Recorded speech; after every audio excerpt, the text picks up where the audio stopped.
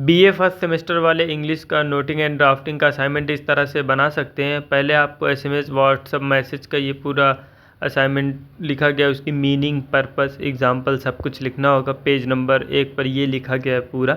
आप पूरी वीडियो देख के लिख सकते हैं। चैनल पर पहली बार आए होंगे तो सब्सक्राइब कर लीजिएगा, साथ ही में बेल आइकन को भी प्रेस कर लीजिएगा। आपके लिए इसी तरह से हम फाइल और असाइनमेंट की वीडियोज़ लाते रहते हैं।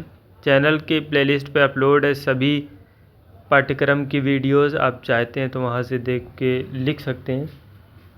तो कुछ इस तरह से मीनिंग, पर्पस, एग्जाम्पल आपको सबका लिखना होगा। वीडियो में लास्ट तक बने रहें। चैनल पर पहली बार आए होंगे तो सब्सक्राइब कर लें।